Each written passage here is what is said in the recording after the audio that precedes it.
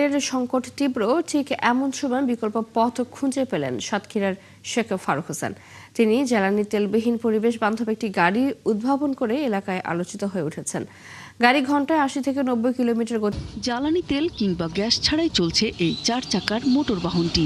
চারদিকে যখন জ্বালানি তেলের সংকট, ঠিক এমন পরিস্থিতিতে সাতক্ষীরা সদর উপজেলার থানাঘাটা গ্রামের বাসিন্দা ফারুক হোসেন উদ্ভাবন করেছেন এই গাড়ি।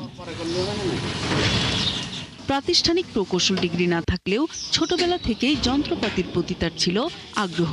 সেই দক্ষতা থেকেই গাড়ি উদ্ভাবন।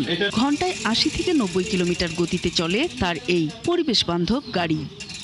পাম্পে গেলে অনেক দূর হোক, তেল দেয় না, ফিরে আসতে হয়, দীর্ঘ সময় লাইনে দাঁড়াই থাকতে হয়। তাই আমি চিন্তা ভাবনা করেছি যে তেলবিহীন একটা গাড়ি তৈরি করবো, যাতে তেল লাগে না। এতে আপনার তেল লাগে না, বৈদ্যুতিক চাল দেওয়া লাগে না। আমার নিজস্ব প্রযুক্তিতে আমি এই ইঞ্জিনটা তৈরি করেছি। তিনি জানান, গাড়িতে পাওয়ার সিস্টেম হিসেবে ৫টি ৬০ ভোল্টের ব্যাটারি ও একটি ৬০ ভোল্টের মোটর ব্যবহার করা হয়েছে। এর বাইরে বিভিন্ন যন্ত্রাংশ ব্যবহার করে গাড়িটি চলাচলের উপযোগী করা হয়েছে। বাংলাদেশ সরকার যদি আমার কোনো সুযোগ সুবিধা দেয়, যদি কোনো আর্থিক দেয়, তাহলে আমি এই গাড়ি সারা বাংলাদেশে আমি তৈরি করে দিতে পারবো। এটা পরিবেশ বান্ধব গাড়ি, এর কোনো ধোঁয়া হয় না, এর কোনো সমস্যা নেই। গাড়িটায় পরিবেশ বান্ধব, কোনো সাউন্ড নেই। জ্বালানিবিহীন গাড়ি দেখতে দূর দূরান্ত থেকে মানুষ এসে ভিড় করে তার বাড়িতে।